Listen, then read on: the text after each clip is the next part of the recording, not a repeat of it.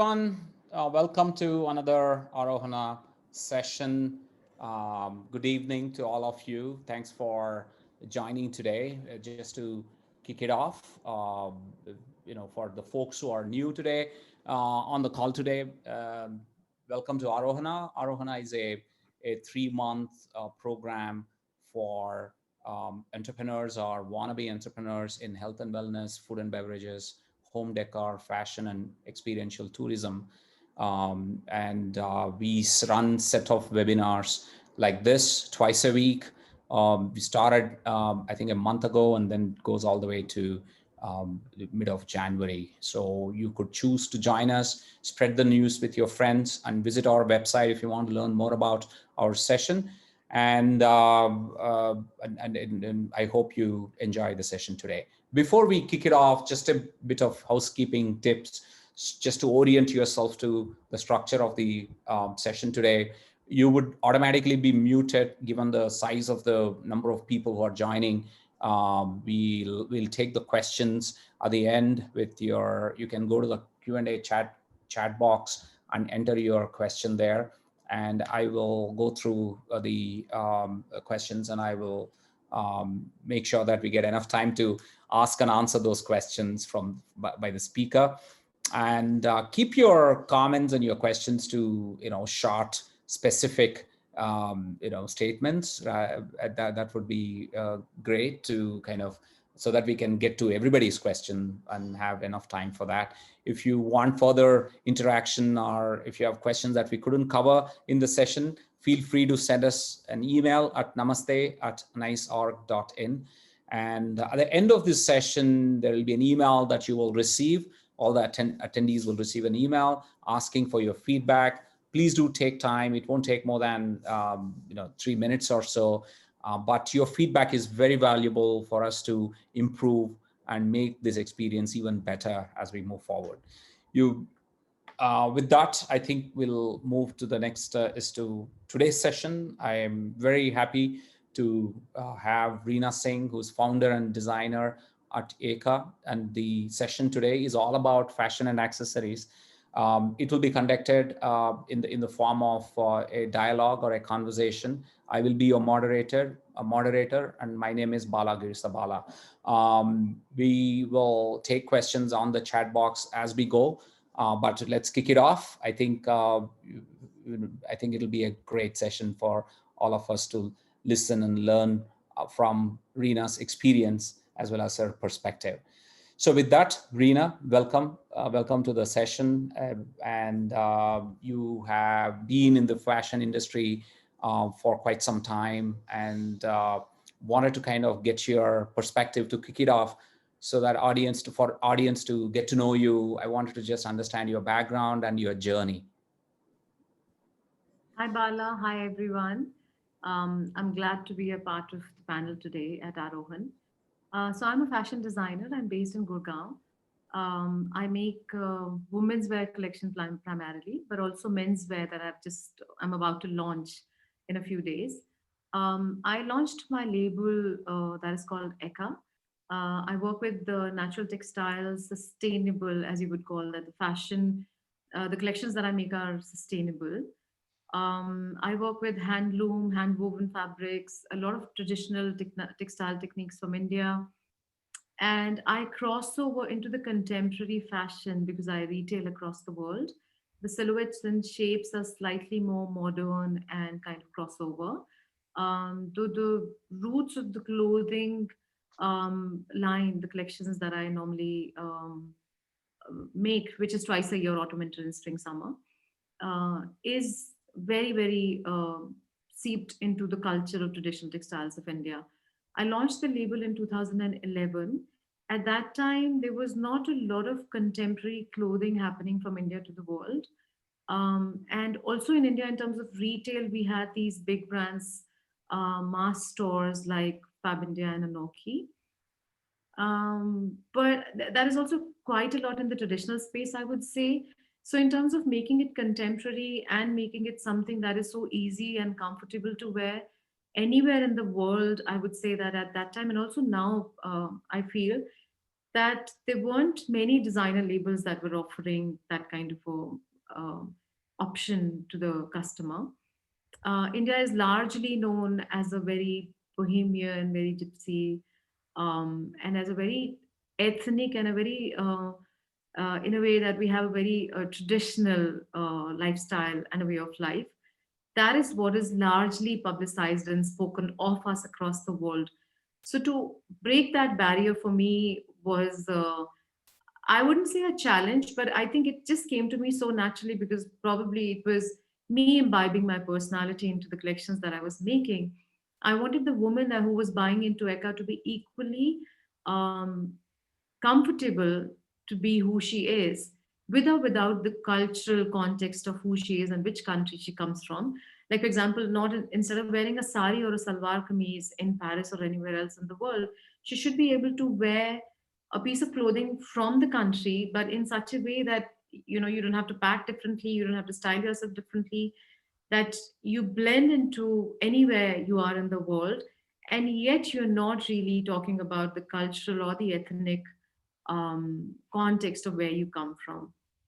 So that is largely the outline of who I am and what I do, and also about my label Eka. Got it. How did what inspired you to kind of look at it from cultural, but at the same time blending into the into the global palette and tastes?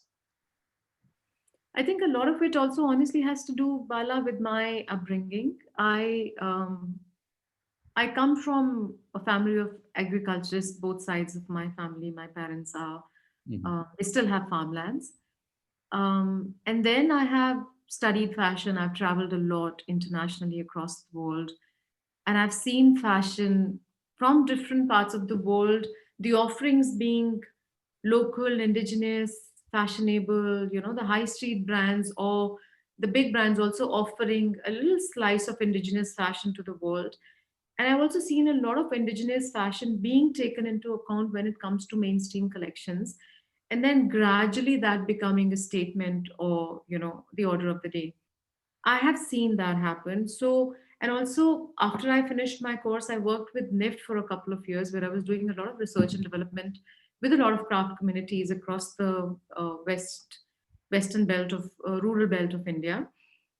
So I had my hands dirty. I had in my head and my mind, I also knew the pulse of India because I kind of very strongly related to the craftsmanship from the household, primarily, I would say, from my family.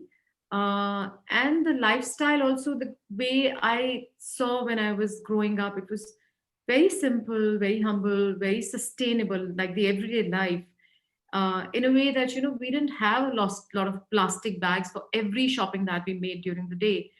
And if there were plastic bags, they were duly kept nicely, so to be reused again, to be cut, and maybe even if you were, even the pickle jars were being covered with it or whatever else was happening. So in that sense, I think that recycling and sustainability and being craft inclusive and being conscious of your consumption and creative patterns, Mm. everything was something that was imbibed in me much before I actually started learning about fashion and then relating it to indigenous pulse of the country later. So I think as a student of fashion and then a professional, and and also being from the time and era where I am from, where our experiences with so much about the life and the environment about around us, I think everything kind of came together. And when I really stepped into the world to explore what I had to offer to the world, I kind of already knew what not to do to Mm. start with. And then I also very passionately believed in what I thought was a gap in the market. And I very strongly felt for this segment of women who wanted to be themselves, wear sustainable handcrafted clothes, wanted to wear their identity very lightly anywhere in the world. So it was kind of a question of an identity that I think a lot of women of my generation faced. Also, a learning, the way Mm, we learned, I think. And then the experiences, taking into account the travel, taking into account the exploration, the research with the craft communities and everything. So I think it was kind of a zeal and a hunger to be able to culminate all of my learning, um, and my passion and the purpose of what I wanted to do mm. into a project that became ECA later. Got it. Very, very inspiring, and a lot of things that you said. I want to double click on many of the things that inspired you, but just to level set the context for the audience, what is your view on the state of the fashion world today? We went through the fashion, which is kind of a mass branding kind of fashion, to now global fashion, to now ethnic fashion wear and all that. So there are certain trends which are emerging. How do you see the emergence of the fashion industry, and what is your perspective of the state of fashion industry today? Honestly, Bala, what I have to say is that anything that applies to the rest of the world, so far as our lifestyle choices are concerned, I would say that India is a country within a country within a country. So Right. the ecosystem and the lifestyle, no matter we talk about the metros, like the four metros of the country, and we think that we live our life at par with how rest of the world is, but trust me, we are still very, I would say, very unique, and the characteristics of our country, the pulse of our country is very different from rest of the world. Mhm. um, so whilst I can talk about what's happening in the fashion world internationally, I honestly don't think that applies to what we are facing and we are going to face Got it. in terms of what the growth or the challenges could be for both the consumer and an entrepreneur Mm. in fashion in India. So, our questions, our issues, our challenges, our solutions have to be viewed from such a local perspective, Mm. that the learnings that we get from what's happening around us across the world, largely in terms of our macros, of course, the environment is a concern. Of course, consumption, of course, mass manufacturing of fashion is a concern that applies to everybody. But I still feel, in terms of individual perspective, India as a country and the challenges that we face are very, very different, because the consumer behavior is hugely different from rest of the world. Like, we are so driven by the festivities and the ceremonies in terms of a buying pattern in India, that the fashion cycles can be made redundant if we want them to be. Mm. you know but is anybody thinking out of the box to say that what are the fashion cycles and how unique should they be? What should be the characteristics of the fashion cycles from India? Do Mm. we need as many? Or if we need as many, what is it that they are supposed to deliver? Right. What is the buying pattern of the consumer in the country, of the consumer that we want to study for the fashion industry? Where you might want to divide that into a traditional market, you might want to divide that into a mass market, or into a high street market, brands from India or designer brands from India, whatever it is. But then, is there a think tank that studies what is the consumer behavior and how is it affected by the different, like, we have so much of our lifestyle changes, our food habits change, our climatic conditions change from north to east to west to south. Climatically, we are so different. So is anybody even observing and catching the pulse of how the consumer is going to behave in such an environment? What does it mean by autumn, winter, and spring, summer for a country like India? Are Right. there seasons in between? Are we supposed to focus more on the trans-seasonal and the transitional aspect of Mm. the collections, for from designers to the country? Now, these questions, I think, are extremely relevant for what we are facing now. Mm. And then, if we have to cut the cord with rest of the world to devise our own methodology and plan and seasonal offering and retail structure, then I think somebody should really take a lead, at least in terms of researching these questions, I feel. So the Mm. challenges, so far as the world is concerned, well, largely, of course, we have the questions of season cycles, we have the question of overproduction, we have the question of dead stock, we have the question of why we make what we make. Is that really important, essential? Hmm. And how is timelessness, sustainability, and conscious fashion being ever going to be defined as a part of mainstream fashion for the rest of the world, and of course also for India? So there are a lot of questions, but I think each one of this is a subject that can be Right. attended to, and is a topic that can be attended to separately, perhaps by you later on. But I Right. do feel, so far as the challenges are concerned for a country like ours, we need to cut the cord from the rest of the world to understand the behavior pattern and the challenges of what lies ahead of us, Got it. characteristically from our country. Got it. No, you brought up very interesting points like, the fashion cycles in India Yeah. probably need to mimic our own culture, our way of living, which is primarily around both festivals as well as our cultural traditions. And for example, I remember we used to buy only during 2 times a year. We used to buy new dresses, right? It's part of your festival activities, right? So right now it's kind of obviously the ubiquitous availability and everything else has changed the way we are looking at it, but looking at that trends would make it very interesting to kind of bring back. So are you seeing that we used to have certain relationship in India with Mhm. with our fashion, with being a way of expressing ourselves or creating an identity for ourselves, um, is and then over a period of time with the globalization, everything else started kind of changing the way we think about it. Are you seeing that, like, we are again looking back into how we were thinking about fashion, being conscious, sustainable, and there for a long time, and legacy and identity and all that? Is that an emerging pattern in India, do you see, from a fashion perspective? What I think is, Bala, that across the world, I think the consumer behavior is changing for sure. And, you know, I think after the wars across the world, for a period of time, we were just too immersed in being prosperous and carefree. You know, we were just accumulating wealth and spending and not really caring about what ahead of this now.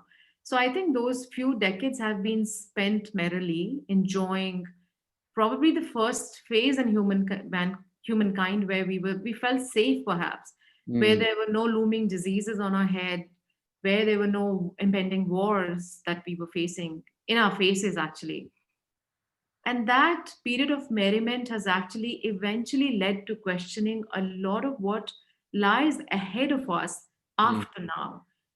Um, I think, honestly, the way the environment has changed in the last decade, uh, the first most important question that each one of us at individual level, and then across the industries, whether it is food, whether it is travel, whether it is social, political, economical, whatever, the logistics of a country, I think everybody at their individual level has to answer that mm, what's going to happen to the resources that are not replenishable, that are not, consuming goods and leaving waste that is not really biodegradable. We have used maximum of what we could have of the earth's capacity to mm, absorb. Now the question comes, what happens ahead of here? This question, I think, is so much in our faces now that somebody has to be extremely unaware and really ignorant to not really pay attention to where your food comes from. What mm. kind of pesticides are there in your food? What is the carbon footprint of the apple that you're having today? Same applies to so many other things, Bala. And fashion, honestly, clothing, I would say, is still understandable because that somewhere falls into the gambit of necessity as a necessary item for living. But Mm. fashion per se, not so much. Right. So I think that is a absolutely important immediate question that each one of us at an individual level and at the industry level, the fashion industry is absolutely answerable. What lies ahead of us? As a country, as I said, that we are still extremely sustainable. Like, I don't know how it is about you, but even now in the north, in our households, we do recycle a lot of things. We recycle food, we recycle clothes, we recycle furniture, like everything. So that culture of throwing things around and out of the house still does not apply to us. Right. So being able to moderate this thinking into a sustainable way of life, Mm. however which way it is applicable. Like I said, fashion foremost, because the waste really glares in your face. It Mm. is not a necessity. Why do you need to create it? Mm. Are there ways that somebody can think about timelessness in design, Got it. recycling, as I said, in design, purposefulness in design? Mm. All of this actually falls into the gambit of calling a label or the work Mm. sustainable. How we are going to be craft inclusive? What are those areas of sustainability that I think should become mandatory at practice for across the industry to follow? And I think the consumer really is not far behind, especially in the face of the pandemic. I think more so than ever, each one of us has really seen of the impact of what this carelessness and ignorance is going to bring to us. I don't know Right. whether we act immediately or perhaps it will take a decade for us to Mm. really put things into perspective. But to say whether or not the consumer is conscious about what's happening around us, I Mm. would say that we were always a conscious consumer to some extent. Sure. And now more than ever, I think that bringing back a lot of those practices into mainstream fashion, Mm. perhaps from the way of governance, from the for the industry or whatever, however it can be done, it is extremely imperative to look at it. I don't think we can look away anymore. You're right. I think with everything, not just fashion, but food and Yeah, everything else, has to yeah, be responsible. Those days of merriment, of in infinite resource availability is over. So I think this is and very luckily it is embedded still deeply in our own culture, even yeah. before from the past. So we haven't lost that. Very very good point. Question about you talked about the recyclability and there is also trend towards upcycling in Yeah. India in the fashion industry. Use of different materials and different textiles which are close to the region from where it is coming from, and it mimics different seasonal requirements as well. What are your views on how do you look at recyclability, upcycling, as well as different use of different textile materials in India? So I think from, like I said, that characteristically from our country, if we are not really talking about the textile legacy of our country, we are Mm. really not talking about fashion from India. We cannot. Mm. I think it is one unique um, preposition for the fashion industry that India has to make to the world. There's Mm. one unique selling point that we have. So there is no way we can not look at it and start creating depth and meaning about um, uh, fashion objectives and proposals that is not really our strength, I would say. Mm. This is a legacy. It's a huge skill set. The whole workforce of the craft clusters across our country. The Mm. length, width, and breadth of the country, honestly, at every 1 hour, if you drive, like food changes, like language changes, trust me, there is a new skill set that we can Wow. explore. So now Yeah. looking at all that and looking at the huge human resource that we have and the skills that are set inside, Mm. I feel, sorry, my video just shut. So Sure. I think there is no way we cannot really sew it in when we talk about fashion. The more we are inclusive of craft, the skill set, um, and the textile techniques and traditions of our country, the more unique our perspective and language is going to be for the world. Got it. So I think that yes, the fashion from India will always have to be conscious for sure. Like I said, that is something as a lifestyle the country and the people has already. So Mm. there is no reason for us to look away and craft something new for ourselves. We Mm. have to be craft inclusive. We have to be consciously creative, and that itself, I think, those two objective itself will lead us into um, leading the consumer into consuming mindfully.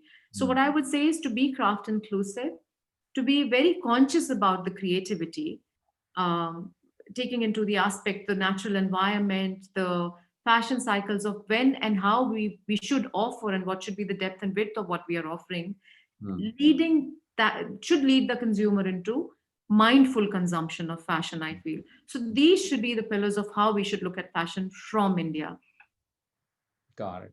Yes, large. Yeah, this is the outline of what I have to say. Yeah, well, I think it makes a lot of sense. If you were to look at it from that angle, one question, and actually kind of framing a question based on somebody who was asked a question in the chat about this talent, about this local culture that you bring, and like you said, India is so diverse.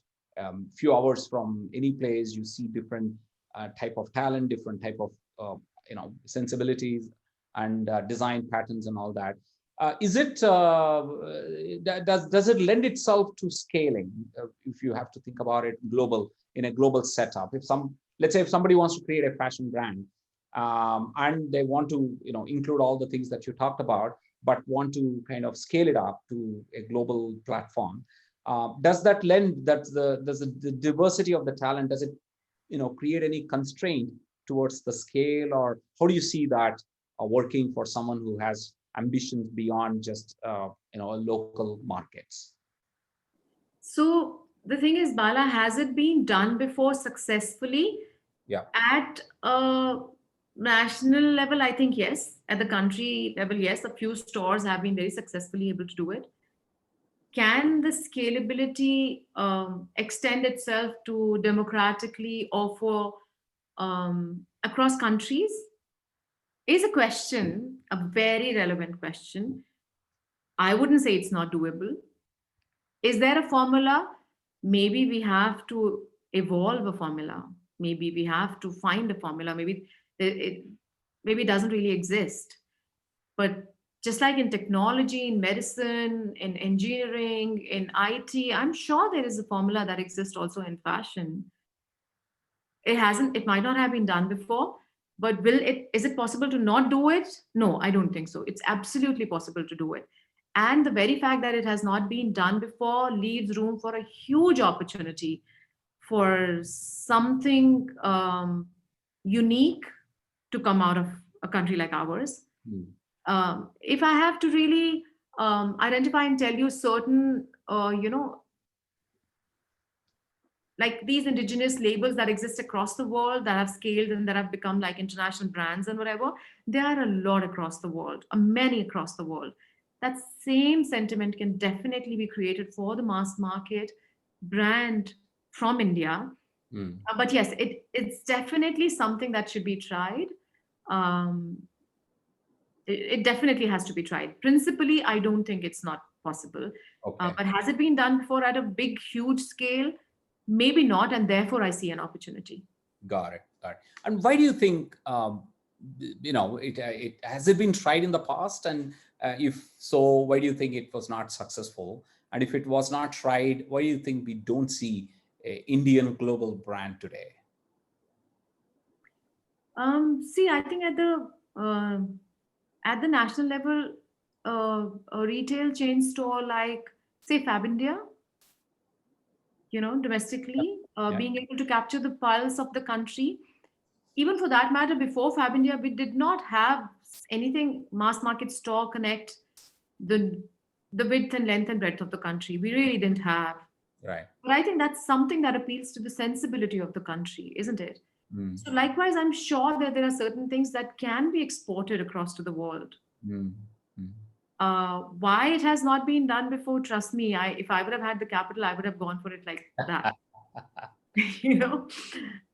But there's so much more money to be made in so many other things that nobody feels that this, and probably the R&D and probably the how do I say that there's no uniformity, that there's no uniqueness in the kind of product that you're going to build.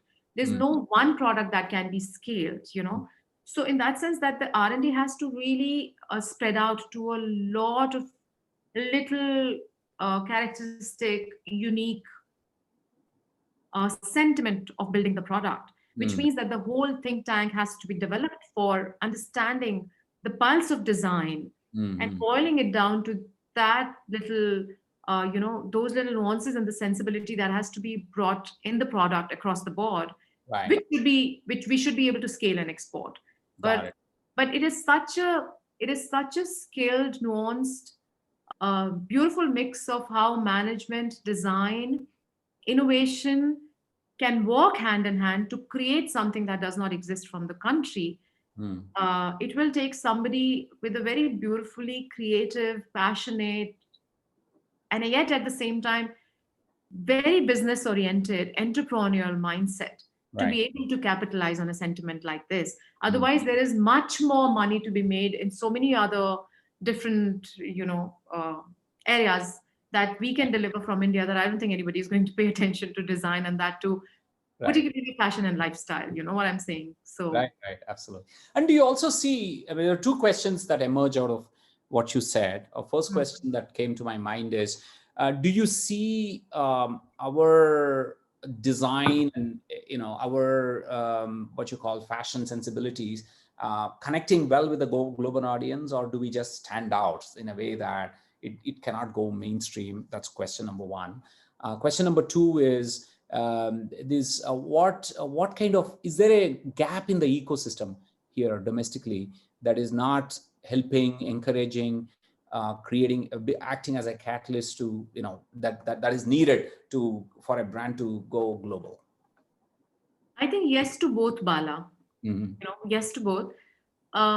So firstly, I think that to be able to export from India, like I said, at a scalable level, what exactly is the sentiment that you can export from India? Mm. If you ever have been to the gift fair that happens, the trade fair that happens in Noida twice a year, it's Mm. huge. And I think almost from across the world, all the gift, furniture, wares, um, lifestyle product makers come to India to make.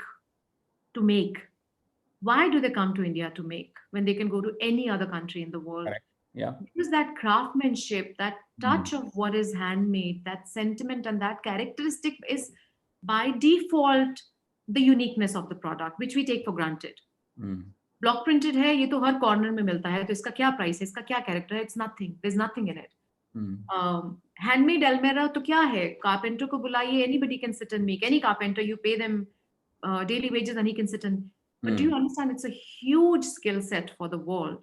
Now to Mm. be able to understand what is the sentiment of handmade, what is the sentiment of handcrafted, whether it is textile, whether it is furniture, whether it is whatever little wares in the house, what is it? We have to understand. We have to modernize it. We have to contemporize it. We have to probably add, we honestly speaking, design has to evolve. Mm. And that understanding of what is the differentiation in serving a traditional ethnic cuisine to rest of the world Mm. vis-a-vis modernizing it, contemporizing it to their palate, to what is acceptable to them. To them. Yeah. Because that is where you're looking for an audience. It's not that I feel that we must do it because we are a huge country ourselves. But if we want to look for a market across the borders, I Mm. think one has to really come from a nuanced design mindset to understand how would you identify those five characteristics of design that Yes. will be universally acceptable, special skill set that only India can deliver. Mm. And it's a product that you can look at and say that this is made in India, or it is an Indian product for that matter. And it Mm. doesn't have to be a motif language, it doesn't have to be the colors. We, from whatever impression we make of India across the world, is so much gypsy, bohemian, colorful, the land of sadhus. Mm. Like, our food is so much diverse, our culture is diverse, and it's almost like a huge, big scale Bollywood movie being played in the background, like Mm. all the time when we talk about India to the world. But that's not our reality. Right. That's not our reality. Whatever is our everyday reality, whatever was the reality of Satyajit Ray's cinema, whatever was the reality of Gandhi's vision for India, for the world, there were many intelligent people, Vivekananda. So that intelligence has to go out in a nuanced way, just picking on the sentiment and the skill set in Mm. terms of design, in terms Right. of design also, and then packaging it into a product that is acceptable and accessible to the world. This is question number one. Mm. Question number two, is there a gap in this ecosystem? Huge. Like I said, every 1 hour we face a new audience, a new, you know, taste, preferences, likes, everything changes. So between the north, south, east, west, yes, our lifestyles are different, our climatic conditions are different, culturally we are different people, Mm. the taste is different. But like I said, there has to be a pulse that can, you know, and somebody has to Yeah. invest in figuring out and Right. finding a formula from that. Sure. No, I think that what you said it very beautifully. We need to kind of somehow nuance the communication and the design aspect to contemporize that. Yeah. So just to, and there is no template, and I think most folks who are listening to us struggle with that, right? Because there is a language. They know there is a ethnic language here, which is locally everybody understands it, but the moment you take it out, it sticks out, right? I mean, it does not go mainstream.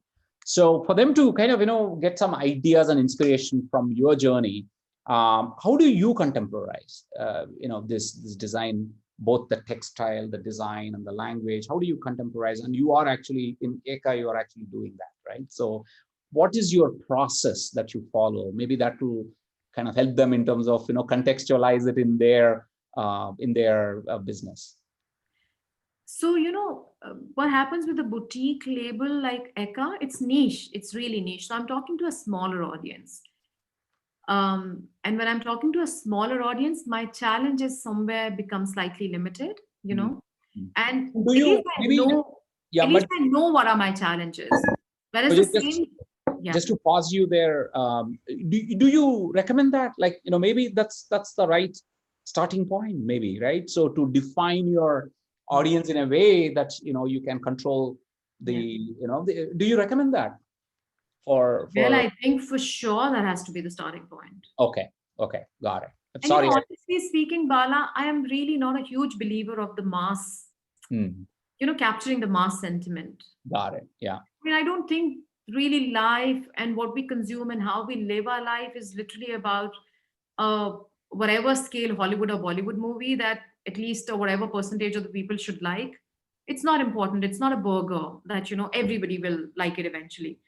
Right. Not necessarily. So I think even if you are talking to a limited audience across the world, that limited audience that is in India that I'm catering to and I'm talking about, and that honestly for my label, it evolves from my personality. So I talk to a person like me, I identify people like me, and I identify, like I said, that, for the other industries also, I'm sure this holds true and same applies to fashion, that, when the sentiment is changing, there is like a think tank that is emerging, out of a certain changed ecosystem, changed infrastructure, changed connectivity, changed communication, changed social environment, if anybody is paying attention to that, trust me, a new audience is emerging.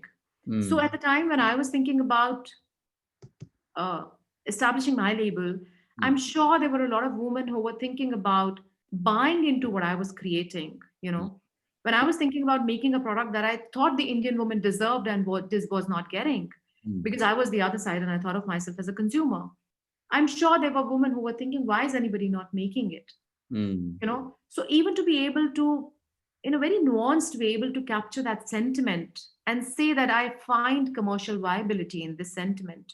And then how am I going to deliver principally on being able to capture this sentiment, bring it down to pointers of how I'm going to divide that into, to understand the design principles for a label like mine, which caters to the clothing industry, the fashion industry. So being able to really understand it from the perspective of the consumer and coming from, so for me, I was really coming because I'm a creator. So I know what I want to make for an audience, which also I knew was looking for that product. So one has to pay attention to that kind of a think tank evolving around us, Look for an opportunity, find an opportunity, study the opportunity, make pointers of what the deliverable should be in terms of commercializing that opportunity, and then start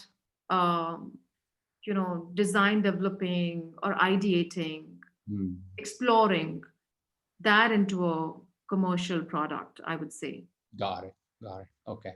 So it's a connect with your segment is very the starting point, right? I mean, you have to Yeah. define a segment in a way that you can, reasonably connect with. If the segment is Yeah. too large and too diverse, then the connect becomes weak. I personally feel whether it is a fast food chain or it is, until and unless it's entertainment, I really don't know about that industry.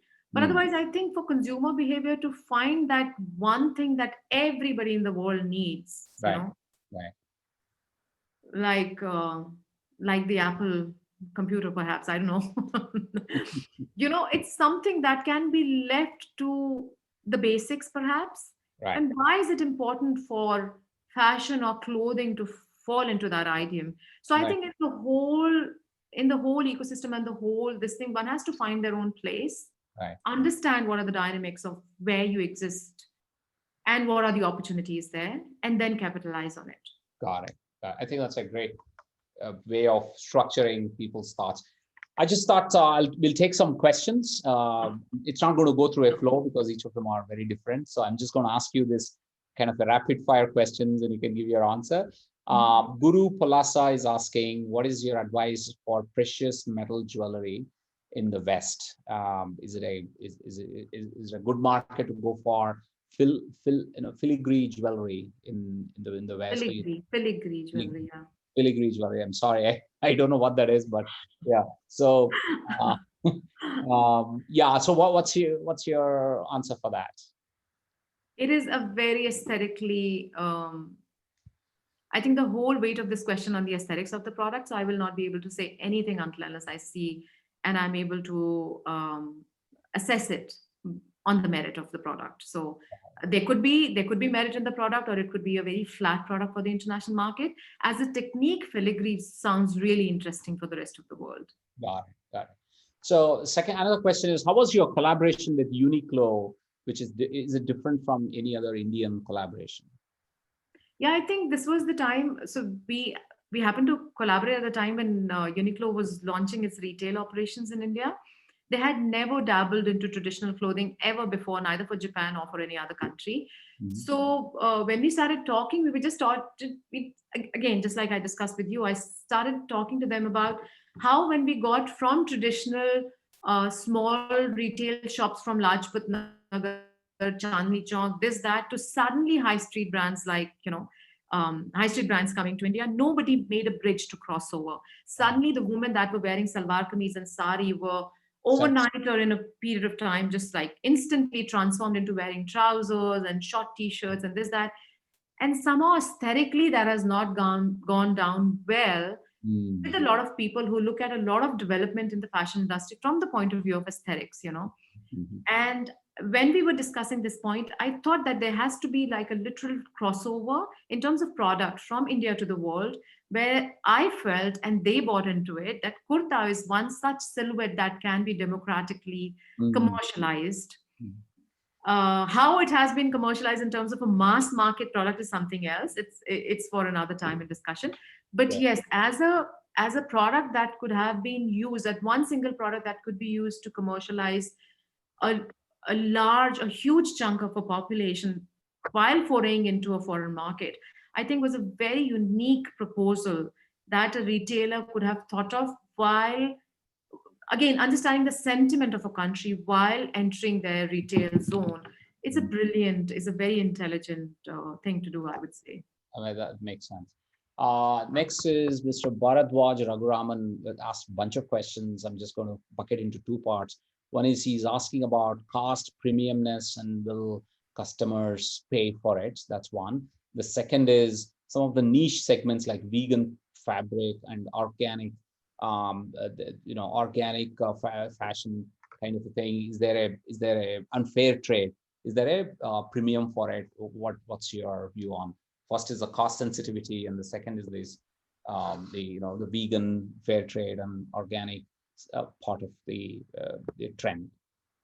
I'm sure, Bala, even you speak about this to your students um, all the time when they bring up um, getting into a niche product, starting a line of things that doesn't really already exist, and the challenges of how to make it cost effective. I'm sure that this really has been discussed all the time, you know. Right, right. Again, for fashion, it's a huge challenge to bring the cost down because you're talking about so many skill sets and you're talking about limited resources in terms of products that you're going to use to create a product. So obviously there is a cap on it. There is a premium cap on it, and the customer who's willing to pay um, should understand what that product delivers for the sensibility, you know, of for the consumer. So I would say that, you know, when you're talking about what the product is offering, what it is that is the unique sentiment of the product, and concentrate on that and look at the market that there is around you. So that should be the primary focus, that yes, there is a market, and yes, there is a gap, and yes, that product can be built from scratch and really uniquely in terms of merit, not compromising on the merit. And the second aspect of it is how can we bring the cost down? Mm, Is there a possibility, or there is no possibility whatsoever, that this product will forever be sold at a certain premium? Then, mm, of course, the marketing of that product has to completely be channelized around it, you know. mm, And then to sell that in a market where it is not going to be picked up because of the cost, this thing, limitation, is a recipe for failure, of course, I would say. That correct. everything will have to depend on what is the unique selling point of the product. Mm, And can the pricing be manipulated for the audience? Or can the audience be manipulated for the pricing whatsoever? You know, even normal households, very, very normal households, I know when they're going trousseau shopping, they don't mind really spending on exorbitant trousseaus because that's the kind of value they derive out of it, you know. So, how are you packaging, marketing, and selling it is equally important as much as uh, it is important at what is the merit of the product. This mm. was question number one. And then question number two, sorry, I. Oh, about the vegan fair trade and this aspect, right? The organic aspect of it. Mhm. You see that as a rising trend? Do you see consumer sentiment to kind of, um, that becoming Sometimes, a thing? you know, Bala, sometimes what happens is that the sentiment is captured in a different market, Mm-hmm. whereas the availability is in a different ecosystem. So maybe what we are talking about from India is the possibility of being able to deliver vegan and fair trade product at a good price point to a market that exists somewhere Somewhere, else. Yeah. right? How to capture, understand, and sell in that market is, I think, is the question that perhaps they want me to answer. Sure. But I think this is very, very subjective question, depending on, you know, Mm, which market, where the product is made, what is the gap, and is there a possibility of them not being able to source that product in their immediate environment or whatever it is, you know, and what is the marketing cost? Sometimes the marketing cost is so expensive that the mhm. viability of selling a cheap product from India to another market really loses its Yeah, just purpose. kills So, the whole proposition. yeah, yeah. Another question by Ramakrishnan says is a very broad question, and I don't think there is any good Mhm. answer, but you could probably give the answer in from your context perspective. How long Mhm. does it take for a business to break even and become profitable? I think every entrepreneur struggles with that. What has been your sense? What has been your experience in something that you are familiar with? So as I said, that I was really dealing with a really niche market, Mm, and a lot of my decisions were so intuitive, since the product really comes from my being. Every step of the way, I was guided through intuition. You know, mhm, I think now when I look back, I think it's the great recipe for success. mm, But can I write down the principle of what that recipe is for people to follow? I really don't think so, Bala. It mm, totally depends on what is your product, where you're going to sell it, how strongly, what is your merit in terms of you being the person who's marketing and selling it? How are you driven? What is mm, your knowledge? What is your expertise? What do you understand about the limitations, advantages, or how intuitive you're about the challenges that will come ahead of you? Or how deeply and how um, objectively you understand the sentiment of the consumer and the product both. So I would say that this question is so much about the aesthetics of the trade. That, again, it's extremely subjective. So far as I'm concerned, a lot of my decisions were very aesthetically defined, and a lot of it was extremely intuitive. As I said, that my learning was so much from the ground up that I kind of knew the challenges before they even occurred, you know.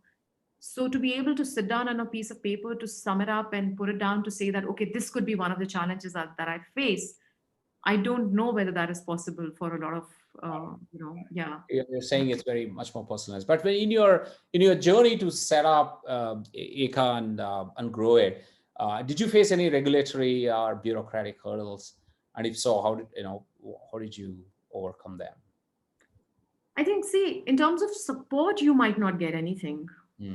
There's no support. So you earn and you, so in the sense, I think starting young is nice because you're kind of careless and reckless in a way.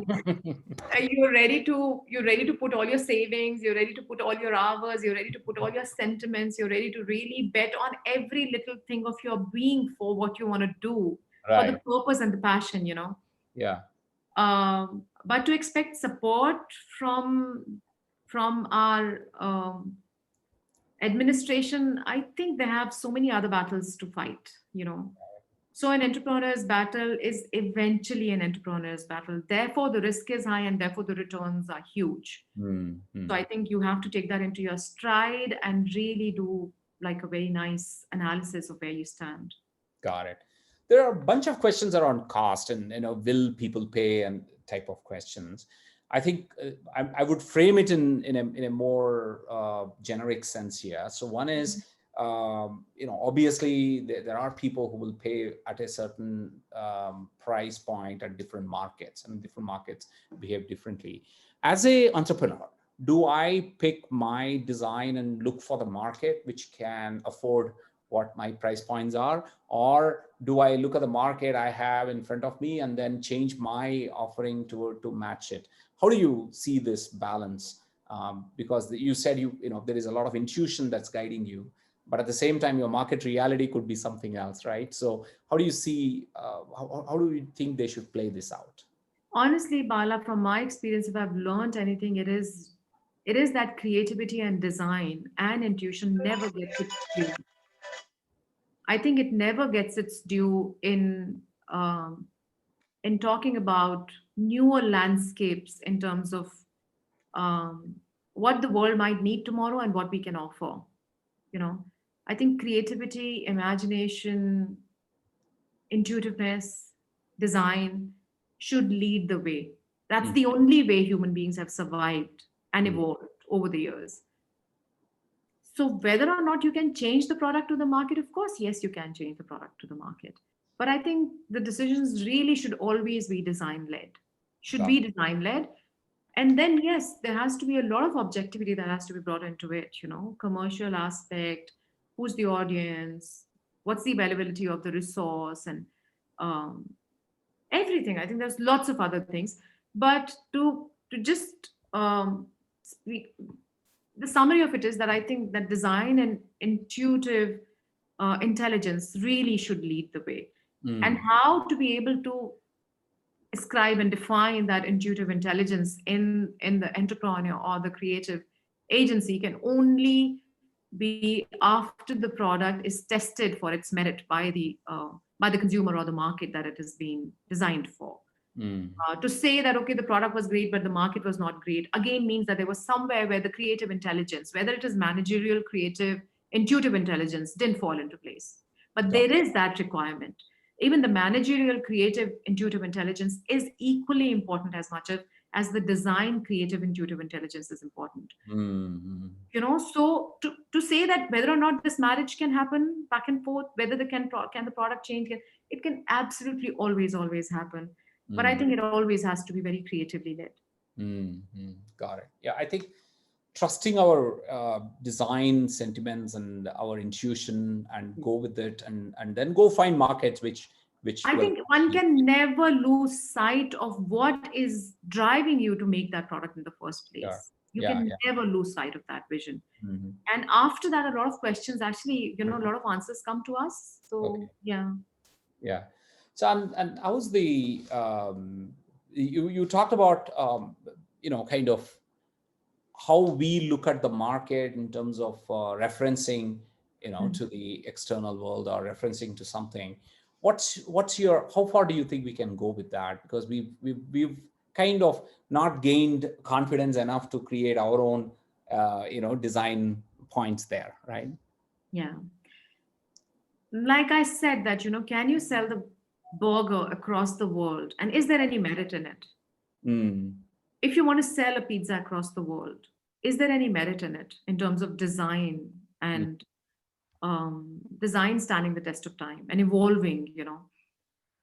I personally don't think that there has to be that one product that should fit everybody seamlessly, or there has to be reference point, whether it is about communication, whether it is about presentation, whether it is about design identity that has to be uniquely accepted across the world. Like I said, India is a country within a country within a country. So maybe largely, maybe there are two or three pointers that would reflect on us as a country and as the people to say that this is what our design aesthetic is. But should that lead us to develop a product which should be served uniformly, democratically across the world and to the country itself? I don't think so, really. And then in terms of references, in terms of communication, in terms of presentation, like the fashion shows, the fashion weeks, like I said, do we need that many seasons? Do we need to reference what is there on the international catwalk to be on the Indian catwalk? But does that mean that the Indian catwalk should only be a reference to the yesteryears of the royal lineage, of whatever we've seen in our history? right. Is that fashion for India? No, there is a pulse of fashion. Is anybody studying it? Are Mm, there students on the streets capturing what is the pulse of India? sure. Juti is the pulse of India. Kolhapuri is the pulse of India. That khadi kurta worn with a pair of broken denim or whatever, a distressed denim is the pulse of India. Who is capturing the pulse of India? Who's doing the design trend forecasting for India? Why do Mm, we have to get our references from the world and push it down the throat of the audiences? Somewhere sitting in Trivandrum, Trichy, somebody sitting in Agra, and saying that, okay, this is the pulse of what the fashion should be for us or Bollywood to be our reference. Either it is the international catwalks, or it is the Bollywood, or it is the catwalks which are still referencing to the history of what the country was years ago. I think somewhere we are missing the point, and we desperately need to attend to it to make it more contextual and contemporary and relevant for the world we want to create for fashion. Yeah. and is partnerships important or collaborators? For example, if somebody is thinking of trying to create a product or a design for not just for the local markets but outside, do you think they need good partners to help them actually be successful, or some 100%. collaborators? And if so, 100%. who are these type? Who could be good partners and collaborators In terms of what? in terms of going global or in terms of going outside of India to other markets? See, I think depending on what you are targeting to be, whether it is a fashion product that you want to launch through some departmental retail chain stores across the world, depending on what you want to do, then only you can pick up your partners. I really wouldn't be able to comment on this, but I think collaboration is the way to go forward. Definitely, it's the way to go forward. Would you recommend that they actually first, if you want to go beyond India, because then obviously you're crossing the fashion lines and sensibility lines, right? So they need to first do is to set up, look for people who they can work with, who can help them navigate through that. Should that be a prescriptive format for them to work in? Now, now again, this is like, it needs a really detailed this thing to go back and forth about what product, which country, what kind of consumer, and Okay. all that. But I would say that definitely, for example, when Uniqlo was trying to navigate into our country to just service what was there, uh, what they were retailing across the world, even if it was the smallest offering, that kurta, littlest offering to capture maybe just the sentiment of a smallest this thing in the country. I think for people buying the down jacket, the essentials, the heat tech, the aerosol, and this, that, whatever, to be able to service with the potpourri of uh, tradition, bringing in the context of culture in terms of a kurta idea or whatever it is. I think it is just like giving yourself a soft landing in a new. Um, Market. yeah, I don't think there's anything that takes away, honestly. Mm. And uh, so far as designing the product and doing the ideation and developing the product in another ecosystem and selling in another ecosystem is concerned, I would again say that one has to study the whole dynamics of why developing here, why selling there, what is it that is so extremely relevant to developing it in a country like ours, um, and what is the need for where you are defining your market to be for them to source that product uniquely only from India. That Mm. merit has to surpass everything else that could be the risk factor for it not to work. Got it. So Yeah, yeah. makes sense. I think we are at the top of the hour. Thank you very much, Reena. I just wanted to sum up. I think I've learned a lot from No, your don't say thought that, process Bala. and I think perspective. it was just a little brainstorming and there was a lot of No, it's ideas shared. That's about it. fantastic. I think few of the things I picked up, I was just making notes when you were talking, is to kind of look at the fashion cycles of the market, like of a culture, and bring the fashion cycles of a culture. Like you said, India, we follow certain buying patterns around our festivals and different seasons and stuff like that. So mimicking or connecting with that is very important. Yeah. Responsible fashion, I think we have to really think about sustainability, what fashion really means to us, and kind of help in that cause. The other one is to lead consumers to a mindful consumption. I think one of the things I really liked when you said is about leading the consumers into a mindful consumption is also how good a story you tell through your products about what it means and everything else. So the more they develop that connection, the more they'll be mindful in the way they see Yeah. themselves attaching with that, right? So I think that was a very important point. One of the things I've realized is we don't do a good job there. I think we need to start doing it. And contemporizing, you talked about that is that you need to contemporize your fashion if you really want to go across the country and be relevant and be seen as fitting into different sensibilities and different parts of the world. The other part you did talk about, which is very good, is that you have to blend management, design, and innovation, all the three together. A design is not just a design in isolation, but you have to bring in the management side of it. Talking about promotions or pricing or sourcing, all of that. You need to blend it together. If you don't do it, I think this just doesn't kind of Sure. stand very well. The other part you talked about is start with a small segment and don't kind of start with a very broad brushstroke, but rather start with somebody who you can connect with and deeply enough so that you understand Yeah. and build for that with intuition, and then you start applying scale to it afterwards, right? So I think that's another very interesting point that you made that I thought would be good to summarize. Any parting thoughts, Reena, for people who are trying to walk in the same path and trying to build a business that they are proud of? No, I would say just pay attention to where we come from, who we are, and find the merit in that. Got it. Yeah, make one sentiment your guiding principle forever for what your label stands for. That should project your passion and the purpose of what you want to do. So, and never lose sight of it. That's about Mm, it. that's fantastic. Yeah, I think that's a great closure for the session today. Thank you very much for your time. It was wonderful chatting with you, and I think we Thank you could for just having go on me. for another another Exactly. hour, right? Exactly. Agree. Yeah. Like it's a very broad topic. We'll probably invite you for a second round. And there But were thank you many so much questions. for having me. It was Yeah, great. there were many questions which were very specific questions.